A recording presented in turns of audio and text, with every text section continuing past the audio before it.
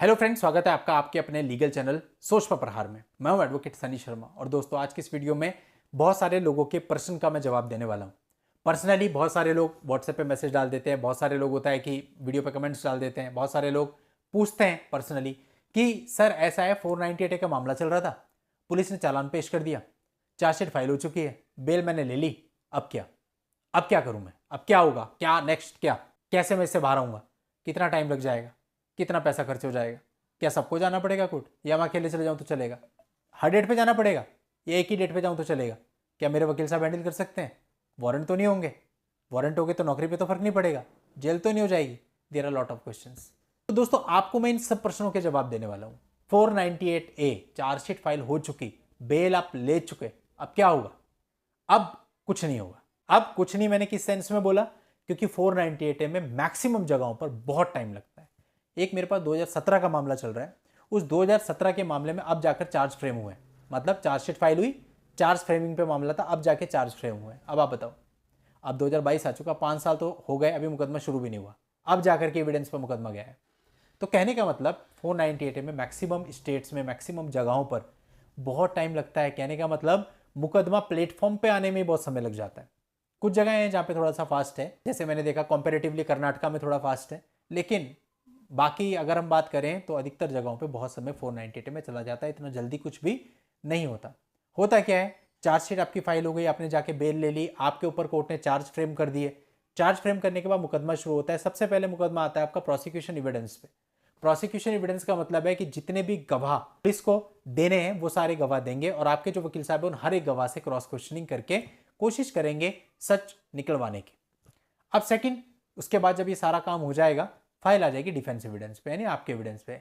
आप अपने एविडेंस में यदि कोई डॉक्यूमेंट सबमिट करना चाहते हैं, कोई इलेक्ट्रॉनिक एविडेंस सबमिट करना चाहते हैं, किसी की गवाही कराना चाहते हैं, तो सब कुछ करा सकते हैं। लेकिन जितना जल्दी जल्दी मैंने आपको बता दिया उतना जल्दी जल्दी होता कुछ नहीं है। बहुत टाइम लग जाता है एविडेंस में, प्रोसिक्यूशन एविडेंस में बहुत टाइम लग जाता है, क्योंकि पुलिस वालों को बुलाना पड़ता है। कई बार होता है उन पुलिस वालों के तबादले कहीं और हो गए हैं, वहां से छुट्टी नहीं मिल पा रही है। कई बार देखा हमने कि 6-6 महीने, साल भर एक एक गवाह को बुलाने में लग जाते हैं। तो ऐसे में केसेस बहुत लंबे चलते हैं। कुछ नहीं कह सकते कितना टाइम चलेंगे। इनको जल्दी खत्म कराने का यही तरीका है कि भाई जब आपके केस को 5-6 साल हो गए, आप हाईकोर्ट में जा सकते हैं डायरेक्शन सीख करने के लिए। हाईकोर्ट डायरेक्शन देता है नहीं देता है पूरे तरीके से हाईकोर्ट के ऊपर है। दे दिया तो ठीक, और नहीं दिया तो फिर ऐसे चलेगा जैसे चल रहा है। सेकंड, ज्यादा ज्यादा ये कर सकते हो कि जब चार्जशीट आई आपकी, उसकी क्वेश्चनिंग में जा सकते हो, लेकिन क्वेश्चनिंग बहुत रेयरेस्ट मामलों में होती है जहां पर स्पेसिफिक एलिगेशन नहीं होते, कोर्ट को प्राइमा फेसिया लगता है कि ट्रायल चलाने की जरूरत नहीं है ऐसे में। लेकिन बहुत रेयर चांस होते हैं, तो बस जस्ट आप एक चांस ले सकते हो। श्योरिटी कुछ नहीं है कि आपकी क्वेश्चनिंग हो ही जाएगी, बहुत कम चांसेस होते हैं। अब बात आती है कि अगर ट्रायल चलता है, प्रोसिक्यूशन एविडेंस चलते रहे, 3 साल भी लग जाते हैं, कई बार 4 साल भी लग जाते हैं, फिर डिफेंस एविडेंस पे फाइल आती है, उसमें भी टाइम लग जाता है, फिर जाके आर्ग्यूमेंट में फाइल आती है और फिर फाइनल जजमेंट होता है। तो अब सोचिए कितनी लंबी प्रक्रिया है।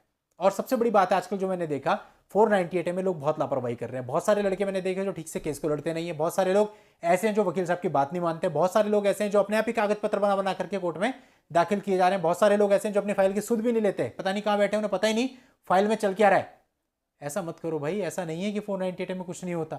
बहुत से मामले होते हैं जहां 498 में भी सजा पड़ती है, लिटिगेशन है, यहां पर कुछ भी हो सकता है, आगे पीछे ऊपर नीचे अगर कुछ हो गया तो बड़ी दिक्कत आ जाएगी। एक मामले पे मैंने वीडियो बनाया था, जो लोग पहले से जुड़े हैं मेरे साथ उन्हें पता होगा, प्रैक्टिकल मामला था हमारे यहाँ का, उसमें लड़के को 498 में सजा पड़ गई थी और लड़के का कहना यह था कि सर 101% झूठा मामला है, कभी कुछ नहीं हुआ, जो भी इसमें लिखा है एफआईआर में मामले में कभी कुछ नहीं हुआ, मेरे को 498 में सजा हो गई, 323 में सजा हो गई, 3/4 डीपी एक्ट में सजा हो गई। उस मामले की अपील मैंने ड्राफ्ट करी थी और उस मामले पे वीडियो भी आप लोगों के लिए मैंने बनाया था।